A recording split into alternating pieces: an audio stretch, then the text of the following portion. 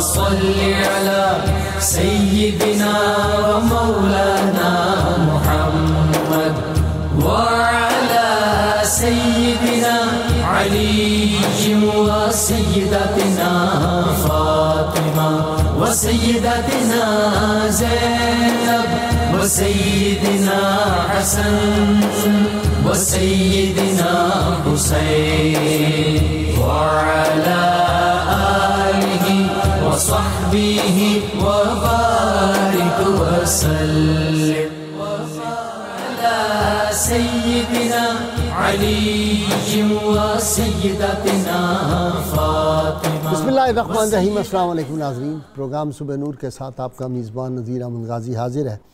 ناظرین کرام، حضرت ابو انیس محمد برکت علی صاحب رحمہ اللہ کی مشہور تالیف اسماء النبی الکریم صلی اللہ علیہ وآلہ وسلم سے ایک اسم مبارک پڑھنے کی سعادت حاصل کر رہا ہوں. سیدنا المنصف صلی اللہ علیہ وآلہ وسلم، ہمارے سردار انصاف فرمانے والے، درود و سلام بھیجے اللہ آپ صلی اللہ علیہ وسلم، آپ کی آل پاک اور آپ کے صحابہ کرام پر. ارشاد باری تعالیٰ ہے، اور جب میں فیصلہ کرنے لگو تو انصاف سے فیصلہ کیا کرو، خدا تمہیں خوب نصیحت کرتا ہے، بے شک اللہ سنتا ہے اور دیکھتا ہے. حضرت عبداللہ بن عمر رضی اللہ تعالی عنہما بیان فرماتے ہیں کہ حضور نبی کریم صلی اللہ علیہ وآلہ وسلم نے ارشاد فرمایا، انصاف کرنے والے قاضی بروز قیامت اللہ کے پاس داہنی طرف ممبر پہ ہوں گے. اللہ کے دونوں ہاتھ یمین ہیں، اور یہ انصاف کرنے والے وہ حضرات ہیں جو حکم کرتے وقت اپنے بچوں اور عزیز و اقارب میں اور جو کام ان کے سپرد کیا جائے ان میں انصاف کرنے میں اور اپنے بیگانے کا لحاظ نہیں رکھتے. ناظرین کرام، رحمت کونین صلی اللہ علیہ وسلم کے چہرہ انور اور نگاہ مصطفیٰ صلی اللہ علیہ وسلم اگر کسی شخص پہ حالت ایمان میں وہ ہو اور اس پہ ایک نگاہ مصطفیٰ صلی اللہ علیہ وسلم پڑ جائے تو وہ صحابہ میں شمار ہو جاتا ہے. رحمت کونین صلی اللہ علیہ وسلم کی جو نگاہ کیمیا اثر تھی وہ جس پہ پڑ جاتی تھی جس طرح خزف کو گوہر بنا دیتی تھی، اور وہ لوگ جو مغضوب زمانہ ہوتے تھے وہ محبوب زمانہ بن جایا کرتے تھے. وہی لوگ جن کے کردار پہ لوگ انگلی اٹھاتے تھے جب رحمت کونین صلی اللہ علیہ وسلم کے دامن پاک سے وابستہ ہوتے تھے تو پھر ان جیسا پارسا دنیا کو کوئی نظر نہیں آتا تھا. آج ہم جس ہستی پاک کا ذکر پاک کرنے کی سعادت حاصل کر رہے ہیں، اللہ کے فضل و کرم سے اللہ تعالیٰ نے ان کے خاص سے ان کو ایک حافظہ عطا کیا تھا. 1170 احادیث کے یہ راوی ہیں، اور احادیث کا علم جن لوگوں نے ان سے حاصل کیا ان میں ایک شخص جو ہے وہ بحر العلوم ہے، جن میں حضرت زید بن ثابت ہیں، حضرت عبداللہ بن عباس ہیں، عبداللہ بن عمر ہیں، انس بن مالک ہیں، حضرت عبداللہ بن زبیر ہیں، حضرت جابر، حضرت ابو قتادہ اور بے شمار تابعین جو ہیں وہ ان میں شامل ہیں جنہوں نے ان سے اکتساب فیض کیا تھا. جہاں تک غزوات کا تعلق ہے، رحمت کونین صلی اللہ علیہ وسلم کے ساتھ احد میں بھی شریک ہوئے، خیبر میں شریک ہوئے، فتح مکہ میں شریک ہوئے، حنین میں شریک ہوئے، اور طاؤس کے مارکے میں.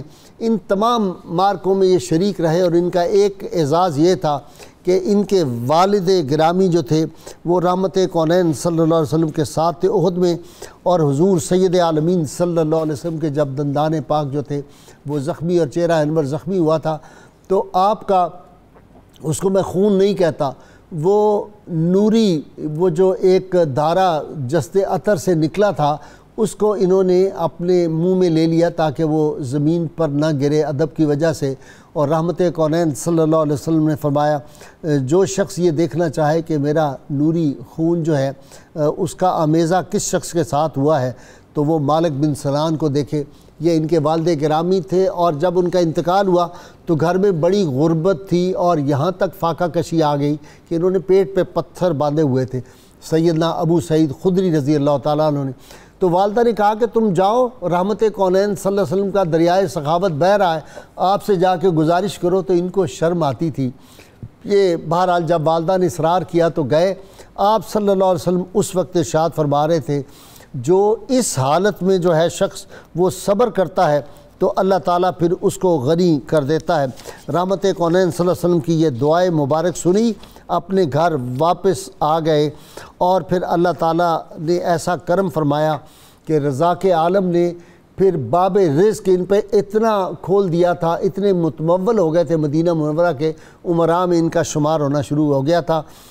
سیدنا ابو سعید خدری رضی اللہ تعالیٰ عنہ اس حدیث کے راوی ہیں، اور اگر اس پہ عمل کر لیا جائے تو انسان کی زندگی آج بھی بہت سنور جاتی ہے۔ یہ راوی ہیں کہ اللہ کے محبوب صلی اللہ علیہ وسلم کی میں بارگاہ میں بیٹھا ہوا تھا، تو آپ نے فرمایا کہ جب آدمی صبح کرتا ہے تو اس کے جسم کے اعضاء زبان سے کہتے ہیں، اے زبان تو ہمارے معاملے میں اللہ سے ڈر، کیونکہ ہم تیرے ساتھ ہیں اور تیرے تابع ہیں۔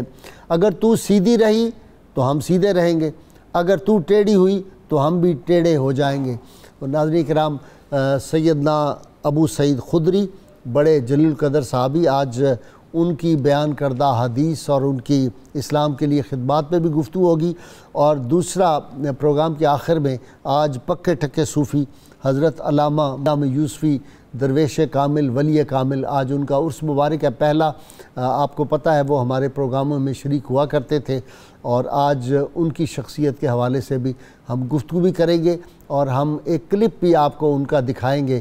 ہمارے ساتھ جب وہ پروگرام میں شریک تھے، وہ ان حسین یادوں کو آج ہم تازہ کریں گے، اور ہم ان کی روح پاک کو مخاطب کر کے کہتے ہیں، ہم آپ کو کسی لمحے بھولے نہیں ہیں، آپ ہمارے دلوں اور یادوں میں بستے ہیں۔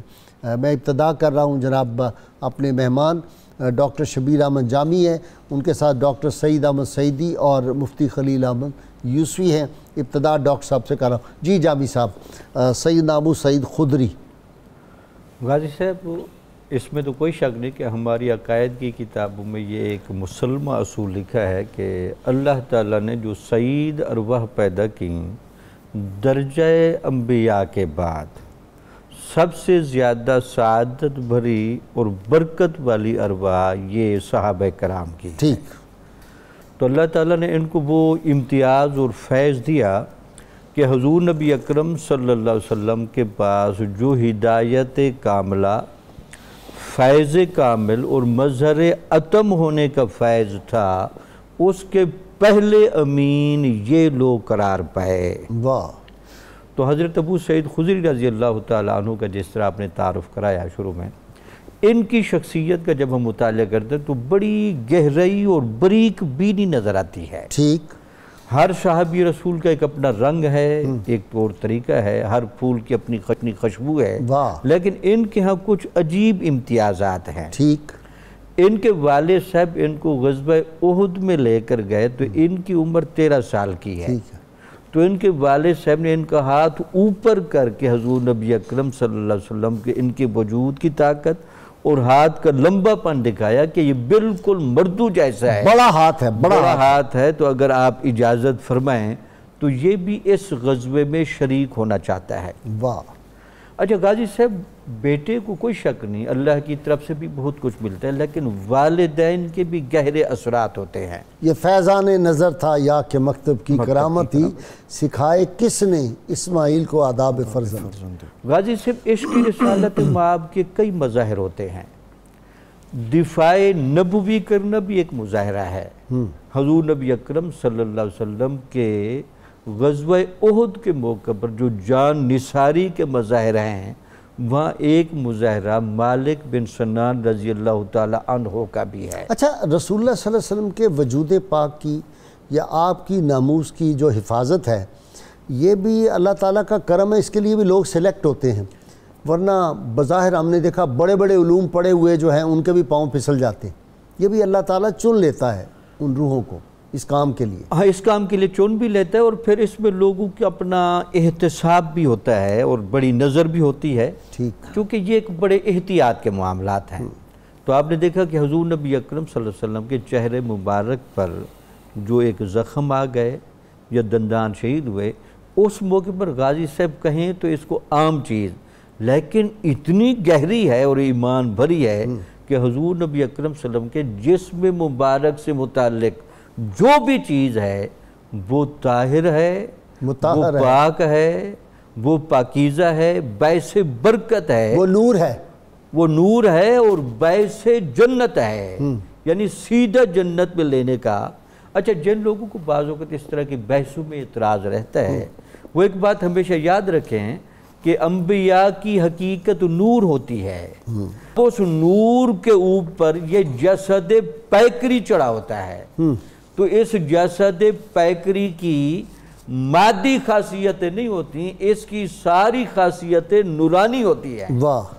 اس میں دیکھا اچھا ڈاکٹر صاحب، ایک بات آج پہلی دفعہ میرے ذہن میں آئی ہے، آپ سے تائید چاہ رہا ہوں تینوں سے ہی، کہ یہ جو ہے نا کہ رسول اللہ صلی اللہ علیہ وسلم کا لعاب دہن صحابہ لے لیتے تھے، اور آپ صلی اللہ علیہ وسلم نے کسی کھانے میں اپنا لعاب دہن عطا فرما دیا صحابی کو، اس طرح کی روایات ہیں نا کئی، تو وہ کوئی بھی رسول اللہ صلی اللہ علیہ وسلم کے جسد عطر سے متعلق کوئی چیز، آپ کا لعاب دہن ہو، آپ کا پسینہ مبارک ہو، آپ کا جو نوری خون مبارک، وہ جہاں چلا گیا وہ تو جنت کے علاوہ کسی دوسری جگہ جا ہی نہیں سکتا۔ غازی صاحب اس کی ظاہری نس دیکھ، میں مثال پریکٹیکل دیتا ہوں کہ مثلا خدا نہ خواستہ کوئی یہ تصور کرے کہ جی کوئی اعمال میں کمزور آدمی ہے، اس کے اندر لعاب دہن چلا گیا، تو کیا جنت کے علاوہ کسی جگہ جا سکے گا؟ اس کی برکات نہیں، وہ تو رسول اللہ صلی اللہ علیہ وسلم کا لعاب دہن ہے، بالکل ٹھیک، وہ نور ہے، اور جنت کے علاوہ کہیں جا ہی نہیں سکتا، جس کو نصیب ہو گیا وہ جنتی ہو گیا۔ سب سے بڑی نس دیکھے نا، اہل بیت اطہار کو جو طہارت ازلی ملی ہے وہ کہاں سے ملی ہے؟ واہ! یہ تو قرآن کا فیصلہ ہے، ان کو جو طہارت کاملہ ملی، تو اس کی جہاں بھی آپ وجہ ڈھونڈیں گے وہی ایک سلسلہ نور سے وابستگی ہے۔ ٹھیک، تو جب سلسلہ نور سے جو وابستہ اولاد ہے ان کو طہارت ازلی ملی، تو جن کے جسم میں یہ فیض جس شکل میں بھی گیا، ان کا جنتی ہونا اور باعث برکت ہونا اور خوشبودار گھر ہونا یہ تو مشہور تھا۔ تو اس سے حضرت مالک بن سنار رضی اللہ تعالیٰ عنہ کی شخصیت کا بریک بینی چیک کر لیں، حالانکہ ان کے سامنے دونوں آپشن موجود تھیں، لیکن انہوں نے جب اپنے ہاتھوں سے حضور نبی اکرم صلی اللہ علیہ وسلم کا وہ خون مبارک لیا تو باقاعدہ اس کو زمین پر پھینکنے کی بجائے اس کو اپنے پیٹ میں اتارنا زیادہ مناسب سمجھا، سبحان اور پھر حضور کا خود ڈگری عطا فرمانا اور تبصرہ کرنا، یہ گویا کہ اپنے وجود سے متعلق تمام چیزوں کی طہارت، پاکیزگی اور برکت کی ڈگری دینا تھا۔ اچھا جی ڈاکٹر صاحب، ایک خاتون آتی ہے آپ صلی اللہ علیہ وسلم کی بارگاہ میں، جس کے بارے میں مدینہ منورہ کے لوگ کہتے تھے یہ بڑی تلخ مزاج ہے اور بے احتیاط گفتگو کرتی ہے اور ادب سے کمزور گفتگو، میں لفظوں میں بڑی احتیاط کر رہا ہوں، تو لیکن کیونکہ لکھنے والے جو ہے نا بعض اوقات میں نے دیکھا بڑی غیر محتاط زبان لکھ جاتے ہیں کیونکہ وہ صحابیہ بن گئے، تو آپ صلی اللہ علیہ وسلم کے سامنے آتی ہے اور بالکل ایک غرور کے انداز میں کہتی ہے، کوئی بات کرتی ہے اور کہتی ہے کہ مجھے بھی دیں، آپ خود کھانا کھا رہے ہیں، تو آپ صلی اللہ علیہ وسلم روٹی کا ٹکڑا دینے لگے تو کہنے لگی نہیں مجھے یہ منہ کے اندر جو آپ کے جو ہے مبارک کے اندر مجھے یہ دیں، آپ کے لبوں پہ جو اس وقت ہے، تو آپ نے وہ نکال کے دے دیا اور اس کی زندگی بدل گئی۔ اس سے زیادہ حیادار، نستعلیق اور تمدن آفرین کوئی اور خاتون نہیں تھی اس کے مقابلے میں، ایسی بن گئی، وہ انقلاب آ گیا۔ تو جس کے اندر یہ نور مبارک چلا گیا احد کا، ان کی تو نسلیں قیامت تک سنور گئی جی۔ بالکل ایسے ہے جی، اور اس کا فیض ہم آج تک دیکھ رہے ہیں کہ ان ہستیوں کا ان کی نسل سے تذکرہ ہو رہا ہے جناب، اس سے بڑا فیض کیا ہوتا ہے؟ سبحان اللہ، سبحان اللہ۔ حضرت ابو سعید خدری رضی اللہ عنہ کے بارے میں امام ابن سعد نے طبقات ابن سعد میں ایک لفظ بولا، لم یکن احد من احداث اصحاب رسول اللہ صلی اللہ علیہ وسلم افقہ من ابی سعید، کہ رسول اللہ صلی اللہ علیہ وسلم کے جو نوجوان صحابہ تھے نا، ان میں حضرت ابو سعید خدری سے بڑھ کر کوئی فقیہ نہیں تھا۔ یہ تبصرہ خراج تحسین پیش کیا ہے۔ حضرت ابو سعید خدری رضی اللہ عنہ کی شخصیت کی کئی جہتیں ہیں۔ ایک جہت تو یہ ہے کہ عجز و انکسار ہے، اس حد تک کہ حضرت جو ہے ابن عباس اپنے غلام علی کو اور غلام اکرمہ کو اور بیٹے علی کو بھیجتے ہیں ان کے پاس کسب فیض کرنے کے لیے، تو وہ جنگل میں باغ میں اپنا کام میں مصروف تھے، تو جیسے انہوں نے کہا جی ہم حدیث سیکھنے آئے ہیں، تو سارا کچھ چھوڑ کر آ کر ان کے پاس بیٹھ گئے۔ اسی طرح ایک ابو سلمہ نامی ایک ان کے دوست تھے، وہ ان سے ملنے کے لیے آئے، تو جس چادر میں تھے گھر میں جس طرح بندہ بیٹھا ہوتا چادر اوڑے ہوئے ان کے ساتھ چل پڑے۔ وہ عجز و انکسار اور وہ پیکر، وہ عکس جو نبی رحمت صلی اللہ علیہ وسلم کے وجود پاک میں جو تجلیاں تھیں، اس کا عکس ان کی شخصیت میں نظر آتا ہے کہ آپ ضرورت دیکھتے ہوئے نالین مبارک بھی نہ پہنے اور ایک جو دیوانی عورت ہے اس کے ساتھ چل پڑے. تو یہ وہ اخلاق ہے. اچھا، اسی طرح حق، خودداری، اظہار، اس کا مسلسل آپ کرتے رہتے تھے. آپ سے جو حدیث مبارکہ روایت ہیں جس میں آپ نے اشارہ کیا، وہاں دلچسپ چیزیں ہمیں ملتی ہیں اور وہ ہمارے ایمان اور عقیدے کی بھی اصلاح کریں گی. مثلا حضرت فاروق اعظم رضی اللہ عنہ کے حوالے سے جو حدیث پاک ہے کہ رسالت مآب صلی اللہ علیہ وسلم نے خواب مبارک دیکھا جس میں مختلف لوگوں نے لباس کرتے پہنے ہوئے ہیں، کسی کا سینے تک ہے، کسی کا ناف تک ہے، کسی کا گھٹنے تک، لیکن ایک ایسا شخص ہے جس کا کرتا جو ہے وہ اتنا لمبا ہے کہ وہ زمین پر گھسیٹ کر چل رہا ہے. تو رسالت مآب صلی اللہ علیہ وسلم سے پوچھا گیا وہ کون ہے، تو فرمایا عمر ابن خطاب، جناب فاروق اعظم رضی اللہ عنہ. تو پوچھا اس کی پھر آپ یا رسول اللہ صلی اللہ علیہ وسلم آپ تعبیر کیا کرتے ہیں؟ تو آپ نے فرمایا میں اس کی تعبیر دین سے کرتا ہوں. واہ. یعنی دین میں اتنے کامل ہیں فاروق اعظم، خود بھی اور پھر پوری دنیا میں بھی دین اسلام پھیلایا. اچھا، دوسری روایت ان سے جو مروی ہے، یہ فرماتے ہیں کہ ہم انصار کا یہ اصول تھا کہ جب ہم کسی کو دیکھتے تھے کہ یہ منافق ہے، یہ مومن ہے، تو ہم اس کو چیک کرتے تھے کیا اس کے دل میں جناب مولائے کائنات حضرت علی کی محبت ہے. تو جس کے دل میں حضرت علی کی محبت ہوتی تھی تو ہمیں یقین ہو جاتا تھا کہ وہ منافقت سے پاک ہے. واہ.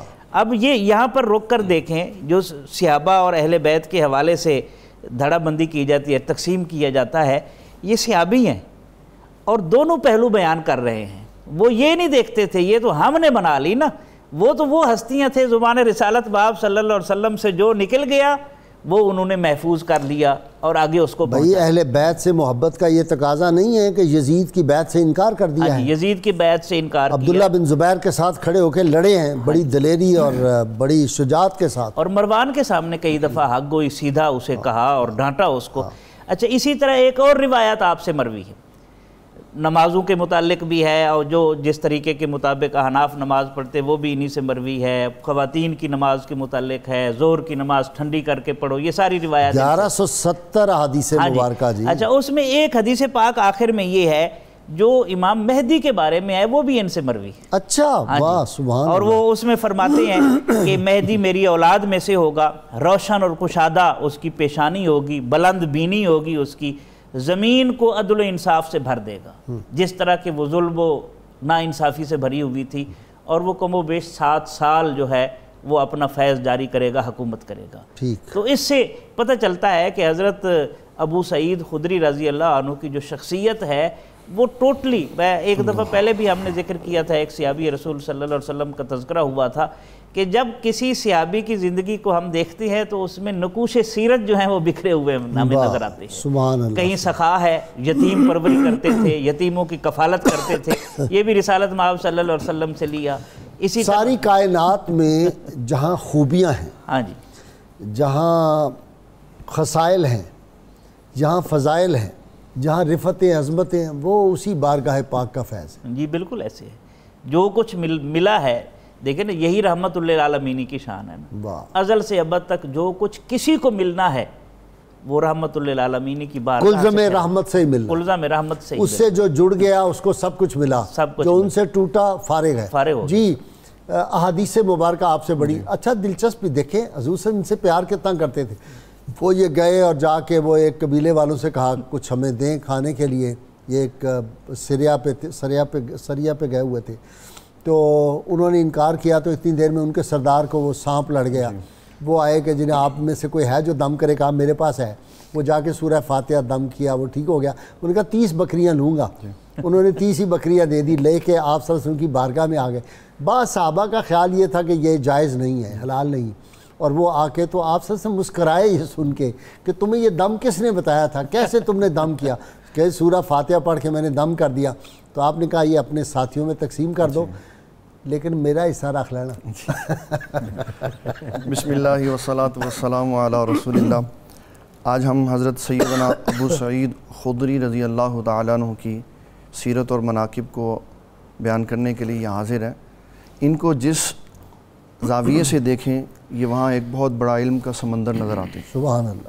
طبیب بھی بہت بڑے تھے. اچھا ہاں وہ تو حضور صلی اللہ تعالیٰ علیہ وسلم کی بارگاہ میں تشریف فرما تھے تو ایک بندہ آیا, اس نے کہا میرے بھائی کا پیٹ خراب ہے. آقا کریم صلی اللہ تعالیٰ علیہ وسلم نے فرمایا کہ اسے شہد پلاؤ, کام اور تیز ہو گیا. اس کے راوی یہی ہیں؟ اس کے راوی یہی. اچھا. 3 دفعہ یہ معاملہ ہوا تو آقا کریم صلی اللہ تعالیٰ علیہ وسلم نے ارشاد فرمایا کہ تیرے بھائی کا پیٹ جھوٹ بول رہا ہے, اللہ تعالیٰ سچا ہے. محدثین نے اس میں بات کرتے ہوئے یہ بات ارشاد فرمائی کہ پہلے جو اس کو شفا نہیں ملی تو وہ اصل میں اندر شفا ہی ہو رہی تھی, اندر سے اس کی بہتری ہو رہی تھی. چوتھی بار جب نبی صلی اللہ تعالیٰ علیہ وسلم نے فرمایا تو اللہ تعالیٰ نے اس کو شفا عطا فرمائی. وہ صفائی ہو رہی تھی. جی صفائی ہو رہی تھی. یہی بات گیری ملر نے لکھی ہے نا, جو امریکن مسلمان بعد میں ہوا, امیزنگ قرآن میں, کہ رسول اللہ صلی اللہ علیہ وسلم نے جو بات فرما دی 14.5 صدیاں پہلے شہد میں شفا ہے, اس نے کہا اب 800 انگریڈینٹ شفا کے شہد میں آپ نے دریافت کیے لیبارٹری سے. اس وقت تو کوئی لیبارٹری نہیں تھی. فرما دیا کہ یہ جو ہے کلونجی میں شفا ہے, تو کلونجی میں آپ ریسرچ دیکھ رہے ہیں آپ, کہا فرمایا کہ پتلا شوربہ پیا کرو, بنا گوشت نہیں پسند فرمایا.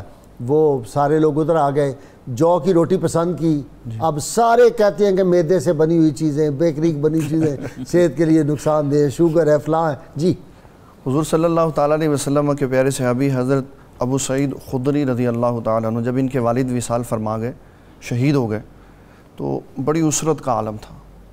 آقا کریم صلی اللہ تعالیٰ علیہ وسلم کی بارگاہ میں حاضر ہوئے تو آپ نے 3 جملے ارشاد فرمائے. آقا کریم صلی اللہ تعالیٰ علیہ وسلم نے فرمایا جو اللہ تعالیٰ سے سخاوت مانگے, بے نیازی مانگے, غنا مانگے, اللہ اس کو غنی کر دیتا. جو اللہ تعالیٰ سے نیک دل مانگے, اللہ اس کا دل نیک فرما دیتا.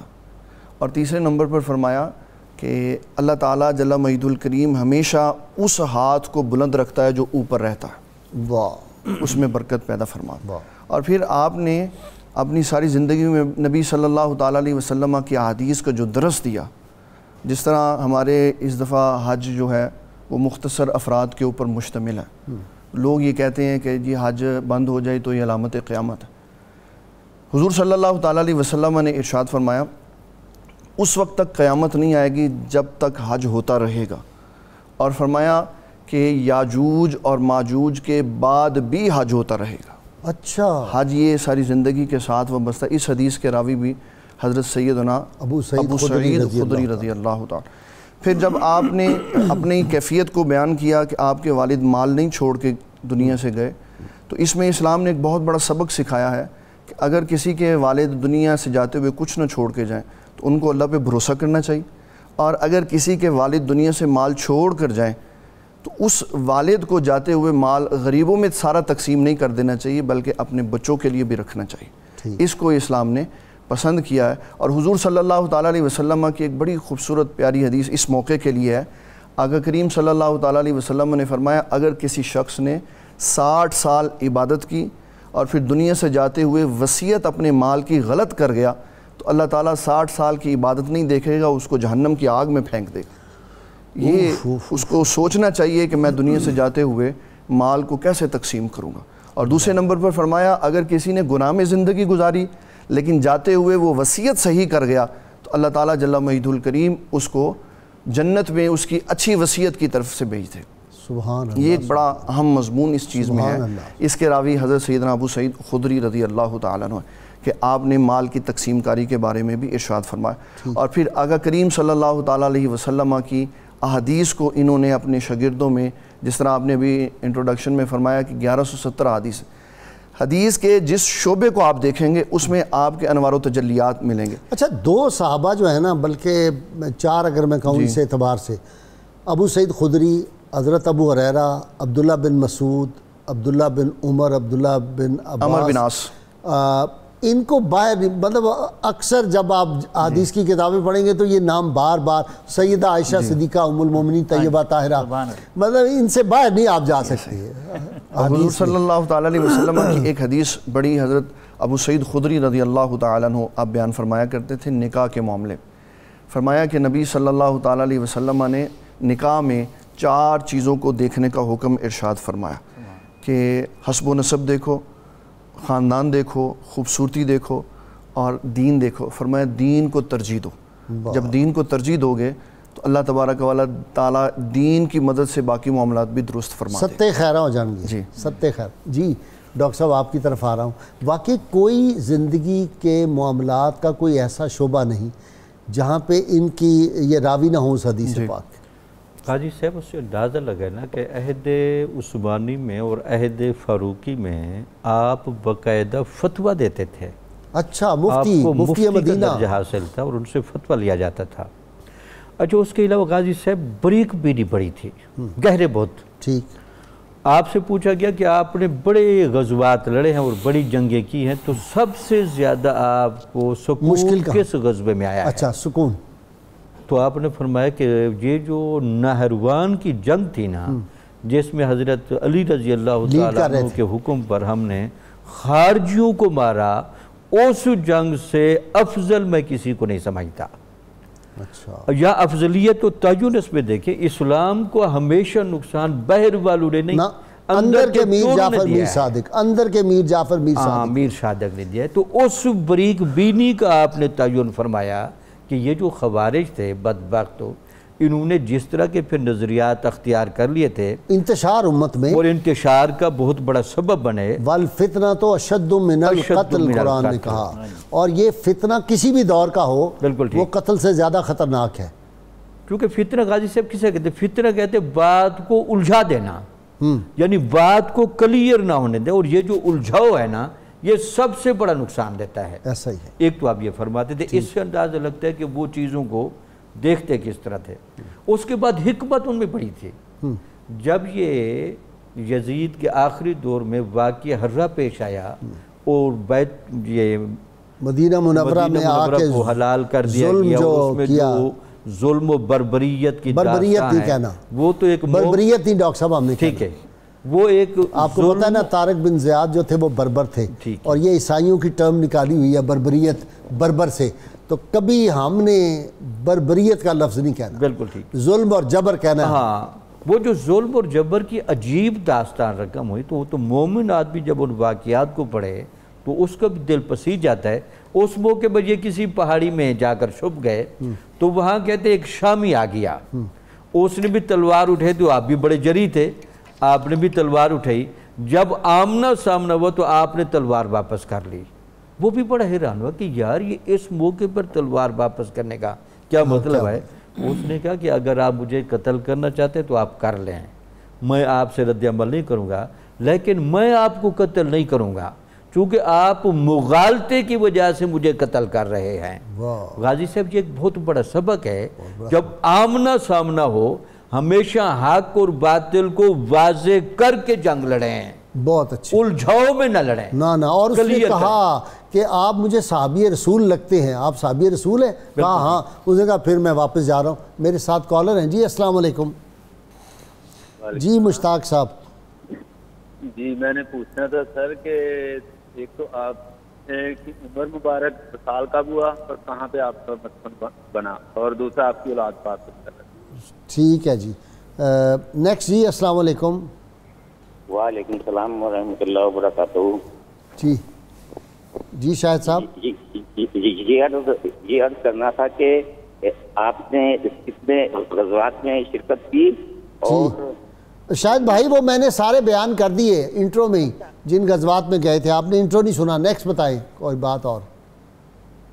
نیکسٹ. جی جی صدیقی صاحب.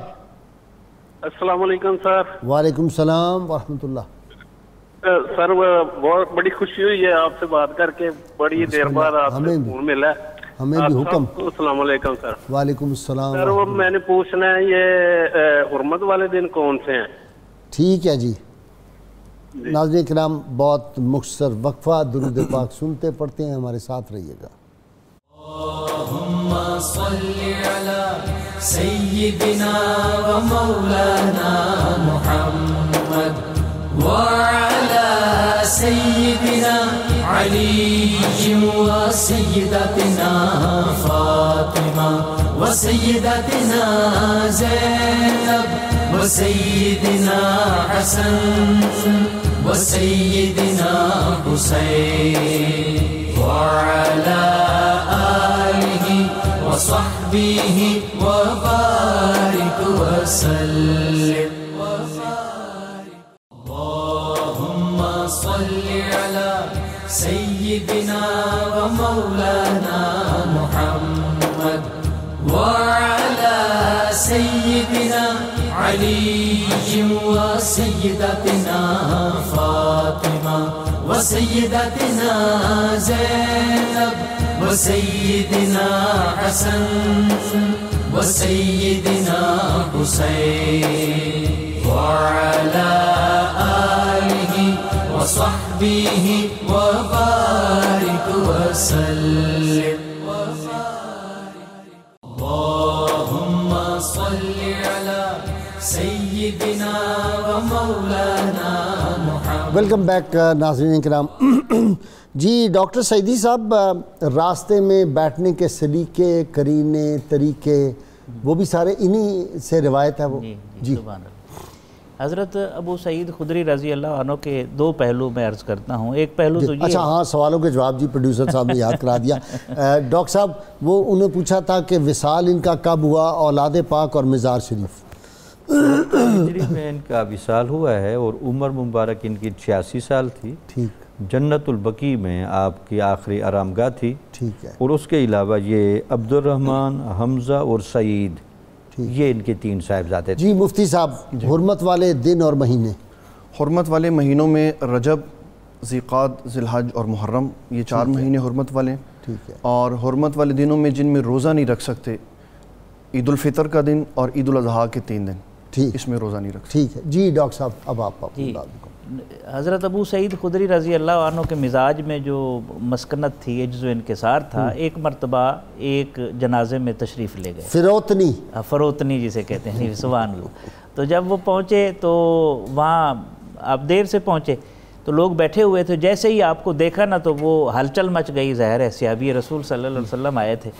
تو آپ دور جا کر بیٹھے اور فرمایا کہ اس طرح علیحدہ میں اس لیے بیٹھ رہا ہوں کہ ایک تو ہلچل نہ بچے، دوسرا یہ ہے کہ آدمی کو ایزی ہو کر بیٹھنا چاہیے. یعنی اکلّا تکلفاً، وہ جو روایت ہے صحابہ کرام کے بارے میں، اور میں تکلف نام کی کوئی چیز نہیں تھی. بالکل ٹھیک. اچھا اسی طرح ایک دفعہ حضرت عبداللہ ابن عمر رضی اللہ عنہ نے ایک پیغام بھیجا ان کو کہ کیا یہ حدیث پاک آپ نے رسول اللہ صلی اللہ علیہ وسلم سے سنی ہے؟ تو انہوں نے جو لفظ بولا نا سبحان اللہ، وہ کہ میرے کانوں نے سنی اور میری آنکھوں نے دیکھا. واہ. یعنی وہ منظر بھی محفوظ کرتے تھے نا صحابہ کرام رضوان اللہ علیہم اجمعین. اسی طرح ایک دفعہ آپ ایک روایت بیان کر رہے تھے سبحان اللہ، تو انہوں نے ڈائریکٹ روایت بیان کی، چونکہ یہ احتیاط بہت زیادہ کرتے تھے کہ لفظ بھی وہی استعمال کیے جائیں جو زبان رسالت مآب صلی اللہ علیہ وسلم سے ادا ہوئے ہیں. اور جب یقین نہیں ہوتا تھا تو پھر اس حدیث کی نسبت حضور صلی اللہ علیہ وسلم کی طرف نہیں کرتے تھے کہ کوئی ایسی چیز منسوب نہ ہو جائے. تو احتیاط اتنی زیادہ احتیاط کرتے تھے، چونکہ حدیث پاک ہے من کاذب علیہ متعمدا فلیتبوأ مقعدہ من النار، کہ جو میرے اوپر ایسی بات منسوب کرے میری طرف جو میں نے نہیں کہی. تو آپ نے وہ روایت بیان کی تو سامنے بیٹھا ہوا بندہ آپ کا شاگرد تھا، جاننے والا، اس نے عرض کی کیا یہ رسول اللہ صلی اللہ علیہ وسلم کا فرمان ہے؟ تو آپ نے فرمایا مجھے نہیں پتا، تجھے زیادہ پتا ہے. اس کو ڈانٹا اور اظہارہ کیا کہ نسبت میں اس لیے نہیں کر رہا کہ ہو بہو الفاظ کے بارے میں مجھے یقین نہیں ہے، جو مستعذر نہیں ہے. اور پھر اور ایک اور چیز جس طرف آپ نے اشارہ کیا، دودھ کے اندر اگر ایک قطرہ بھی گندگی کا پڑ جائے دودھ کے ٹب میں تو سارا ناپاک ہو جاتا ہے. بالکل صحیح بات. اس وقت جو ضرورت ہے مدارس ہوں یا یونیورسٹیاں ہوں وہاں تصوف پڑھایا جائے تاکہ ادب آئے. اس لیے کہ جب تک علم مسلمان نہیں ہوگا تو آپ کی زبان سے ایسے ایسے لفظ نکلتے رہیں گے جس کی وجہ سے مسائل پیدا ہوں. ادب یہی سکھاتے ہیں، ادب یہی سکھاتے ہیں، یہ صوفیاء سکھاتے ہیں. اور لفظ جو ہے ہمیشہ ادعو الی سبیل ربک بالحکمت والموعظۃ الحسنہ، لفظ ہمیشہ مرہم کے طور پر استعمال کیے جاتے ہیں. اس سے ہم کند کلاڑے کا کام نہیں لے سکتے. وجادلوا باللتی ہے احسن کا مطلب یہ ہے بیسٹ جو ماڈل ہے وہ تم نے استعمال کرنا ہے. بالکل ایسے ہے. تو اس لیے ہمیں اس وقت ضرورت ہے کہ اپنے سلیبس کے اندر وہ تعلیمات لانی چاہیے کہ امام شافعی رحمۃ اللہ علیہ کہتے ہیں ہم امام مالک کے سامنے بیٹھتے تھے تو ہم صفحہ بھی اتنی نرمی سے کھولتے تھے کہ اس کی آواز پیدا نہ ہو۔ جی ایک نوجوان کی نئی شادی ہوئی، گھر کے دروازے پہ گیا، دلہن کھڑی ہے دروازے پہ، انہوں نے نیزہ نکالا، غیرت پھر عربوں کی اور پھر مسلمانوں کی غیرت، انہوں نے کہا باہر کھڑی ہو تم دروازے کے اوپر آ کے، اس نے کہا یہ نیزہ مارنے سے پہلے اندر جا کے دیکھیں معاملہ کیا ہے، تو اندر گئے تو بڑا خوخار بڑا ایک سانپ بیٹھا ہوا تھا، انہوں نے جا کے اس کو نیزہ مارا، اسے زخمی حالت میں ڈنگ مارا، وہ صحابی شہید ہو گئے۔ اس کی روایت بھی انہوں نے کی ہے۔ جی حضرت سیدنا ابو سعید خدری رضی اللہ تعالیٰ عنہ آپ ارشاد فرماتے ہیں کہ نبی اکرم شفیع معظم صلی اللہ تعالیٰ علیہ وسلم نے ہمیں سکھایا کہ جب کوئی بندہ دنیا سے جانے لگے تو اس کو تلقین کرو، لقینوا موتاکم۔ اس کی تلقین کا معنی یہ ہے کہ اس کے قریب بیٹھ کر تلاوت قرآن مجید کرو یا کلمہ شریف کا ذکر کرو، کہنا نہیں اس کو، خدا نخواستہ وہ کہہ دے کہ نہیں تو سارا کام گیا۔ اور یہ صرف مذہب اسلام میں نہیں ہے، پہلے مذاہب کے ماننے والے بھی اپنے فوت کے قریب نزاع کے عالم میں لوگوں کو تلقینیں کرتے تھے اور اپنی کتابوں کی تلاوت کرتے تھے۔ ٹھیک، مشکات میں ایک حدیث مبارک موجود ہے، حضور صلی اللہ تعالیٰ علیہ وسلم کا ایک خادم چھوٹا بچہ وہ علیل ہو گیا، حضور صلی اللہ تعالیٰ علیہ وسلم جب اس کی عیادت کے لیے تشریف لے کر گئے تو اس کا باپ جو یہودی تھا وہ تورات کی تلاوت کر رہا تھا، وہ اسی لیے کر رہا تھا تاکہ روح آسانی سے نکل جائے۔ تو آپ صلی اللہ تعالیٰ علیہ وسلم نے فرمایا یا یہودی جو حل تجد فی التورات نعتی و صفتی و مخرجی، یہودی اس تورات میں تو ہماری نعت، ہماری صفات اور ہجرت کا ذکر پڑھتا۔ اس نے صاف ہی جھوٹ بول دیا۔ وہ بچہ جو حضور پاک صلی اللہ علیہ وسلم کی صحبت میں بیٹھا ہوا تھا وہ کہنے لگا میں اللہ کی قسم کھا کے کہتا ہوں تورات میں آپ کی نعتیں بھی ہیں، صفات بھی ہے اور ہجرت کا ذکر بھی ہے، اور میں گواہی دیتا ہوں آپ اللہ کے سچے رسول بھی ہیں۔ وہ یاد ہے آپ کو ایک حدیث کہ موٹے یہودی عالم آئے آپ صلی اللہ علیہ وسلم کی بارگاہ میں، تو آپ نے فرمایا تورات میں لکھا ہوا ہے کہ اللہ تعالیٰ جو ہے وہ غضبناک ہوتا ہے موٹے عالم کو دیکھ کر، پہلے ہم نہیں مانتے تورات کا انکار کر دیا اس میں۔ ساتھ میں وہ مانتے بھی نہیں تھے، اور جب تورات لے آیا کہ ان کے سامنے رکھی جاتی تھی تو اوپر ہاتھ بھی رکھتے تھے اور کہتے تھے یہ نہیں ہے یہ نہیں ہے۔ اور حضرت عبداللہ بن سلام فرماتے ہیں جب نبی صلی اللہ تعالیٰ علیہ وسلم کے سامنے کبھی ایسا ہوتا تو آپ فرماتے ہاتھ پیچھے کرو، اور جب ہاتھ پیچھے کیا جاتا تو وہی بات جو حضور پاک صلی اللہ علیہ وسلم نے فرمائی وہ ایسے چمک رہی ہوتی جیسے سونا چمکتا، کہ آپ کو ان کی ساری باتوں کا بھی علم تھا اور خبر تھی۔ اور آقا کریم صلی اللہ تعالیٰ علیہ وسلم آپ نے ایک حدیث بیان کی جس کے راوی حضرت ابو سعید خدری رضی اللہ تعالیٰ عنہ ہے کہ ایک بندہ جس کو اللہ تعالیٰ نے بڑا مال دیا لیکن اس نے ساری زندگی کوئی نیکی نہیں کی، جب اس کی موت کا وقت آیا تو اس نے اپنے بیٹوں سے یہ کہا کہ مجھے مرنے کے بعد جلا دینا اور پھر میرے جو ہڈیاں ہیں اس کو پیس دینا اور راکھ اڑا دینا۔ اللہ تعالیٰ نے اپنی قدرت کاملہ سے سب کچھ اکٹھا کر کے پھر اس کو زندہ کیا۔ اس سے پوچھا کہ تو نے یہ کام کیوں کیا؟ کہنے لگا یا اللہ میں تجھ سے ڈر گیا۔ تو نبی صلی اللہ تعالیٰ علیہ وسلم ارشاد فرماتے ہیں کہ اللہ تعالیٰ جل مجیدہ الکریم نے فرمایا پھر میں نے تجھے بخش دیا۔ تو اللہ تعالیٰ کا ڈر اور خوف بڑا ضروری ہے۔ اور حضرت ابو سعید خدری رضی اللہ تعالیٰ عنہ آپ بچپن ہی سے حضور پاک صلی اللہ علیہ وسلم کے ساتھ تھے، تو شروع ہی سے آپ کو حدیثیں سن کر یاد کرنے کا بڑا جذبہ تھا۔ ابو موسیٰ عشری رضی اللہ تعالیٰ عنہ حضرت سیدنا عمر بن خطاب رضی اللہ تعالیٰ عنہ کی بارگاہ میں آئے، دروازے پر دستک دی تو آپ مصروفیت کی وجہ سے نہیں اندر بلا سکے، آپ نے 3 بار دستک دی اور چلے۔ جب آپ فارغ ہوئے تو آپ نے فرمایا ابو موسیٰ عشری رضی اللہ تعالیٰ عنہ آئے تھے، ان کو بلاؤ دوبارہ۔ جب بلایا گیا تو فرمایا آپ چلے کیوں گئے؟ کہ حضور صلی اللہ تعالیٰ علیہ وسلم نے فرمایا کہ جب کسی کے پاس جاؤ تو اس کے گھر میں 3 بار دستک دو، اگر دروازہ نہ کھولے تو خاموشی سے واپس آ جاؤ۔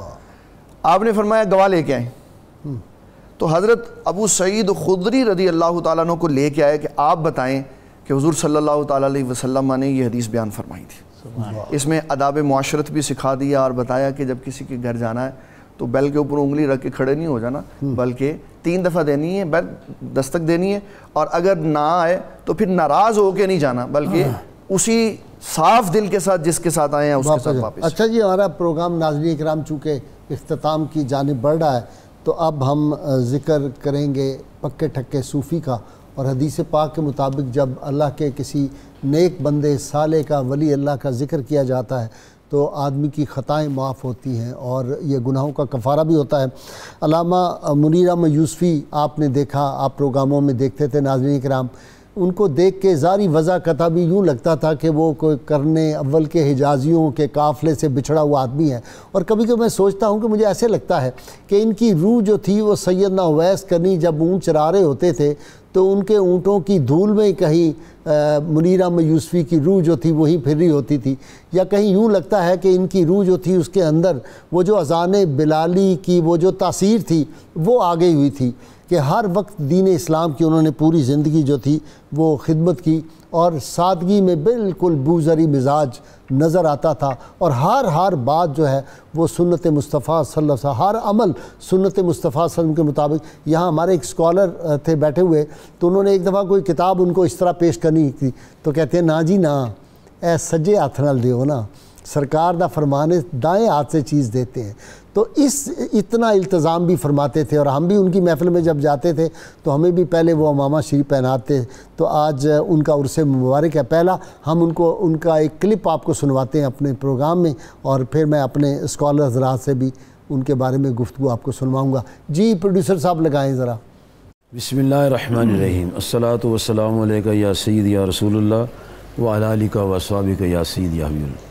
منزل تب ملتی ہے جب عشق مصطفیٰ صلی اللہ علیہ وسلم کے ساتھ پیروی کرے گا. اچھا عشق کیسے آئے گا ذرا آج آپ سے یہ بھی پوچھیں. عشق تب آتا ہے جب حضور صلی اللہ علیہ وسلم کی ذات پاک کو اپنے دل میں لے آتے ہیں اور آنکھیں بند کر کے دیکھ، دل کے آئینے میں تصویر یار جب ذرا گردن جھکائی دیکھ لی، ہر وقت دیکھتے رہتے ہیں. اور حضرت امام غزالی رحمہ فرماتے ہیں جب تم اتحیات میں بیٹھو تو پڑھو نا السلام علیکہ ایہا النبی ورحمۃ اللہ وبرکاتہ، تو اپنے دل کے اندر حضور صلی اللہ علیہ وسلم کے وجود باوجود کو حاضر جان کا سلام کرو، وہ تمہیں جواب دیں گے. صحابہ کرام نے تو جو سرکار مدینہ صلی اللہ علیہ وسلم سے محبت کر دی ہے، صحابیات نے، صحابہ نے، اس کا یہ آسمان کی جو یہ آسمان کی آنکھ اس کا کوئی اور پیش نہیں کر سکتی کوئی اور مثال. اس کی تو کائنات میں کوئی مثال ہی نہیں پیش کر سکتا. جن کی محبت کو اللہ پاک نے قرآن پاک میں بیان کیا، احادیث میں حضور صلی اللہ علیہ وسلم نے بیان فرمایا، اور وہ دعائیں بھی ایسی کرتے تھے جن سے یہ لگتا تھا کہ ان کی مقصد و مدعا حضور پاک کی ذات پاک ہے. جی بہت شکریہ. دیکھا ناظرین کرام آپ نے. جی یہ لوگ مرتے نہیں ہیں اپنا ڈاکٹر جامی صاحب. غازی سے بنیادی طور پر یہاں آپ کی وساطت سے میں آج تصوف کی تعریف کروں. تصوف بنیادی طور پر قلب و روح کی اس بصیرت و فراست کا نام ہے جو ایمان کامل، عمل کامل اور تقوی کامل کے نتیجے میں ظاہر ہوتا ہے. سبحان اللہ سبحان. تو ایسے لوگ صاحب بصیرت اور صاحب فراست ہوتے ہیں. ان کی صرف یہ آنکھیں نہیں دیکھتی، ان کا دماغ نہیں ہوتا، بلکہ ان کی روح اور ان کا قلب بھی دیکھتا ہے. اس لیے حضور نبی اکرم صلی اللہ علیہ وسلم نے ایسے لوگوں کے بارے میں فرمایا اتقوا فراست المؤمن فإنه ينظر بنور اللہ. یہ واقعی ان لوگوں میں سے تھے. تو یہ ان لوگوں میں سے تھے. اچھا جی ڈاکٹر سعیدی صاحب، لاہور کے جو تاریخی جنازے 2-3 ہوئے ہیں نا، ان میں سے ایک ان کا تھا. میل ہا میل تک لوگ جو تھے وہ تھے، اور بیچارے پہنچ نہیں سکے، سڑکوں میں گاڑیوں میں بیٹھ کے لوگوں نے جنازہ پڑھا. جی بلا شبہ. جی میں آپ کی شخصیت کے حوالے سے اکٹھے ادھر پروگرام بھی ہوئے، مختلف چینلز پر بھی ہم اکٹھے ہوتے تھے. 2-3 باتیں بڑی نمایاں ہیں آپ کی شخصیت کی.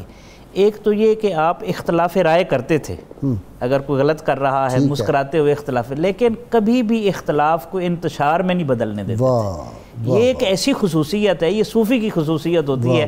ورنہ آج جس کو 4 بندے مل جائے وہ نیا فرقہ بنا کے ایک انتشار برپا کر دیتا ہے اور تباہی آئی ہوئی، اور ہم اس کا مشاہدہ کر رہے ہیں.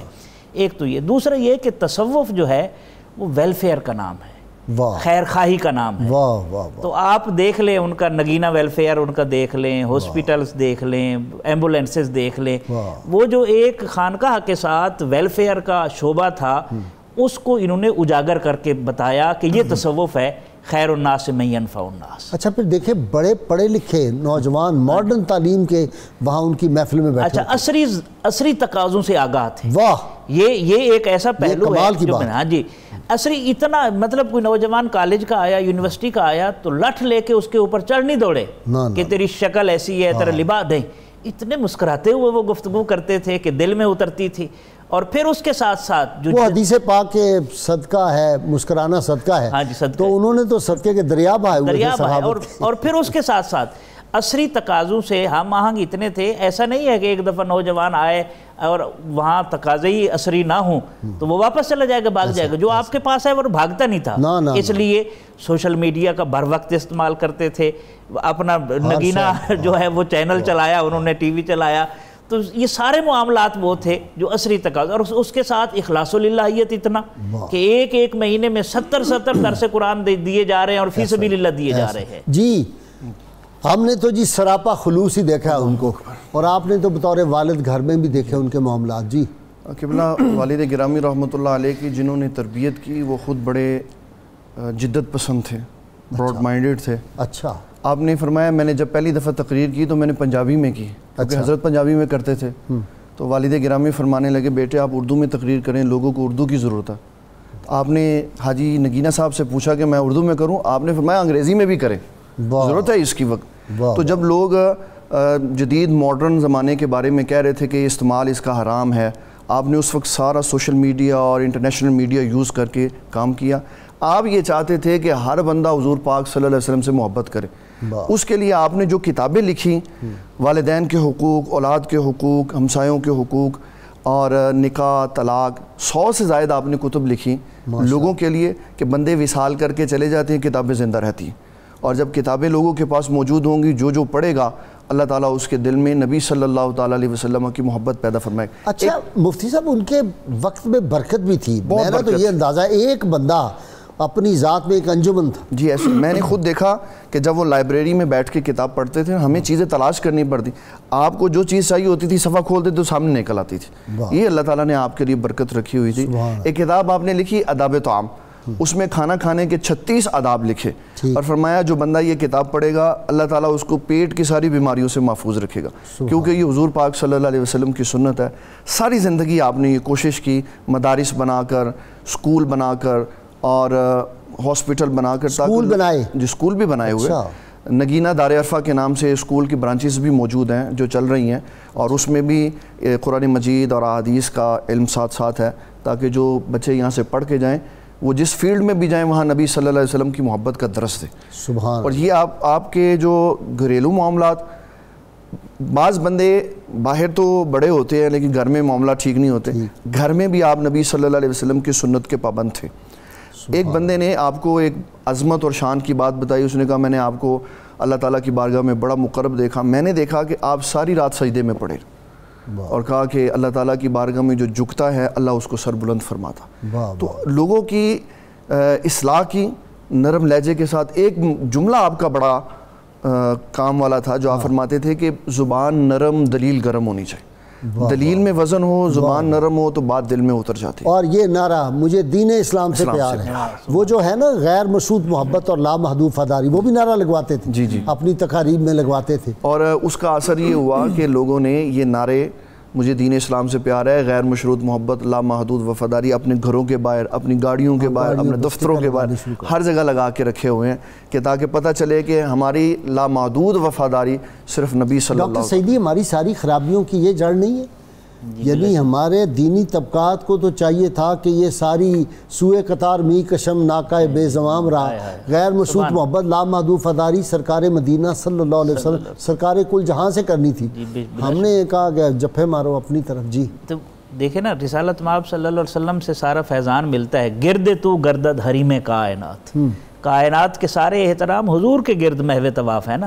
ہم عزت چاہتے ہیں کسی دوسرے طریقے سے، عزت ادھر سے ملنی ہے، ادھر ناتا جوڑتے جائیں عزت ملتی جائے گی. آپ دیکھ لیں وہ کسی نے کہا تھا نا کہ حسن سے بصرہ، بلال از حبش، شہیب از روم، خاک مکہ ابو جہل اینچ بولا جب اینچ بولا جب عرب میں رہنے والا ابو الحکم کہلانے والا ابو جہل بن گیا. روم سے آنے والا بھی، ایران سے آنے والا بھی، حبشہ سے آنے والا بھی، بصرہ سے آنے والا بھی کامیاب ہو گئے. تو اصل ساری زندگی کا دار و مدار اگر ہے تو وہ رسالت مآب صلی اللہ علیہ وسلم کی نسبت کی وجہ سے ہے.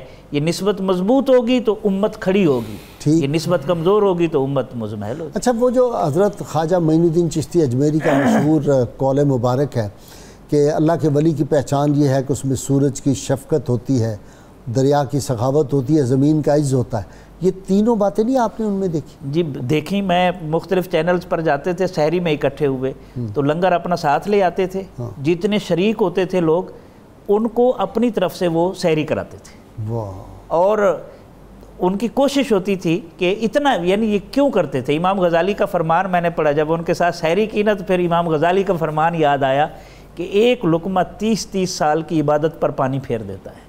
اللہ، تو وہ اس لیے گھر سے پکوا کر لاتے تھے کہ پاکیزگی، رزق حلال، جی رزق حلال کا بڑا اہتمام، جی بہت اہتمام کرتے تھے، اور ساری زندگی انہوں نے جو تبلیغ کی اس میں کوئی معاوضہ نہیں لیا۔ ابھی ڈاکٹر صاحب فرما رہے تھے کہ آپ نے محبت سے سب کو اپنے قریب کیا۔ آپ پیر کا ایک معنی فرماتے تھے پیر 3 حروف کا مجموعہ ہے، ٹھیک، پے پیار کی، یہ یاری کی، اور رے رب کی۔ فرماتے تھے پیر وہ ہوتا ہے جو بندے کو بڑے پیار سے اللہ تعالیٰ سے ملا دیتا ہے، اس کے دل میں للہیت پیدا کر دیتا ہے۔ بہت شکریہ آپ کا، آپ تینوں کا بہت شکریہ جی، آپ تشریف لائے، اور بڑی راحت ہوئی کہ آج ہم ان کے تذکارے پاک کر رہے تھے۔ انہوں نے ہمارے ساتھ کئی برس تک، 5 برس تک انہوں نے میرے ساتھ پروگرام کیے ہیں، اور میری ان کی دوستی جو ہے وہ تقریباً 40 سال پہ محیط تھی۔ اللہ تعالیٰ ان کے درجات کو بلند کرے جی۔ نعرے کے لیے تیار ہو جائیے۔ پاکستان کا مطلب کیا؟ لا الہ الا اللہ محمد الرسول اللہ صلی اللہ۔ اللهم صل على سيدنا ومولانا محمد وعلى سيدنا علي وسيدتنا فاطمة وسيدتنا زينب وسيدنا حسن وسيدنا حسين وعلى آله وصحبه وبارك وسلم۔